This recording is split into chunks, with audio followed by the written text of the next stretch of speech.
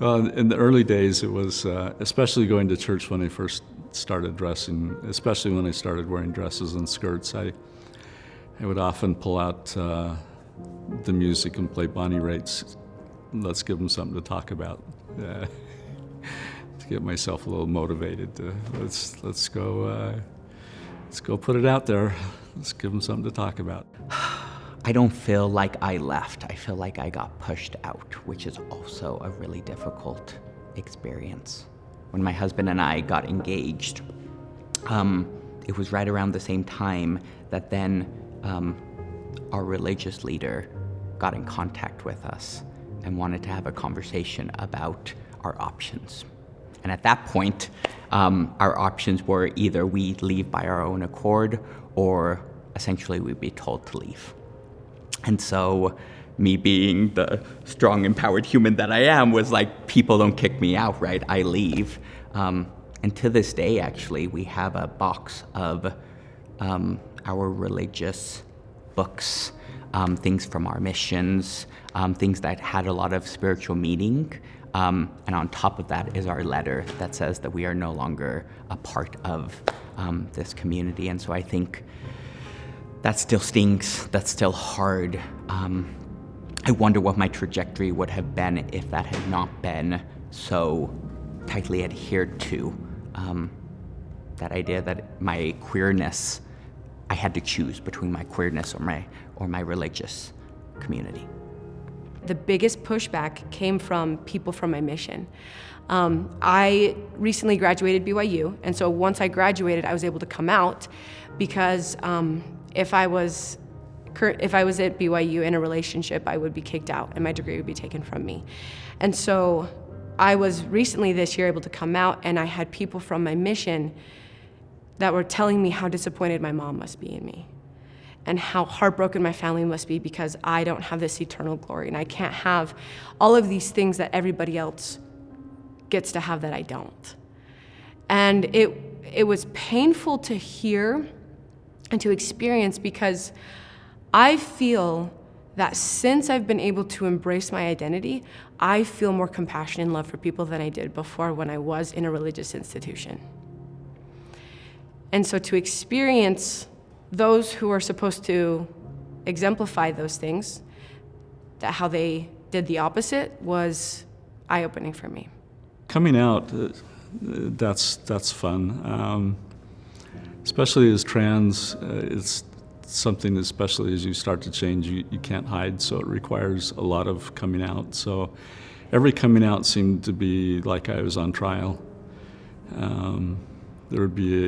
I would tell my side of the story, and at the end of it, there would be a judgment, whether someone still wanted to be a part of my life or not.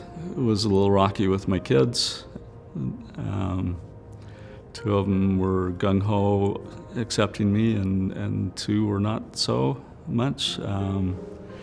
Then friends were really pretty awesome. Then my wife's family, that was kind of interesting. We're still getting there with, I think with some of them. People have been really good allies. I can tell there are some that really don't want anything to do with me, and that's okay. At least they're not being rude and doing anything that would be negative. When I came out, I was received relatively weirdly by my community because someone tried to out me.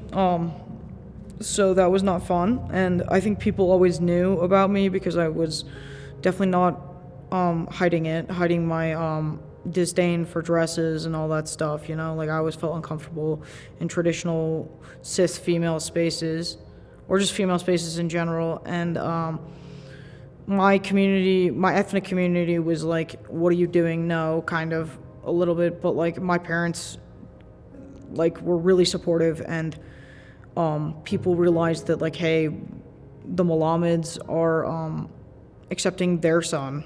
We can accept ours. It's not that big of a deal.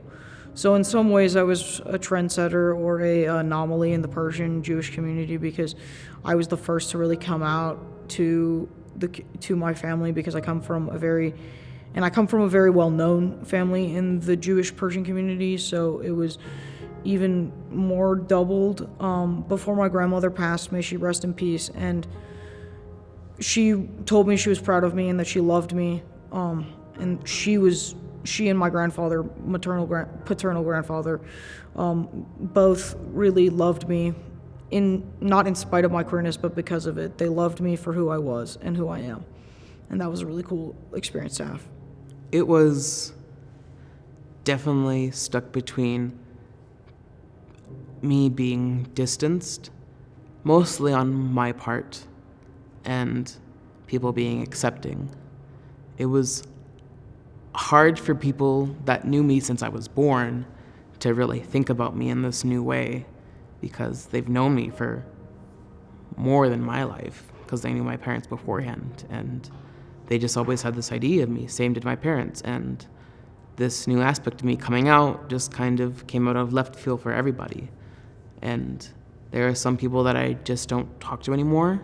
There's some that I talk to more because of it, but that's just kind of how life goes when you're coming out. You lose people, you gain people, and so it's pretty much all for the better. It's been a while. I came out when I was 24, and so it's been like 8 years since all of that went down. And it's interesting, as you asked the question, I noticed there's still some emotion, which makes sense, right? It was a really hard time. I was not super embraced or celebrated by my community.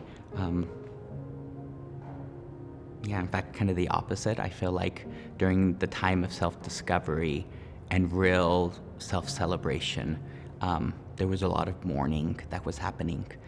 So I think that that's a really interesting thing for us as queer humans, is kind of the way that the world is kind of structured right now. Celebration of self is also met with a real loss. We're told that we can't have both and we can't hold both. And it's not for our own doing, right? I think we're incredibly creative people, and so I know that I had figured out how I would all fit. I had figured out in my religion of origin and in my community how I could actually have a really beautiful place, but it's these external sources, right? These sources of wisdom, the outsourcing of it, that told me, you can't do that, it doesn't fit, it has to be this way. And so I think as I chose myself over dogma, can I say that? I lost a lot of community.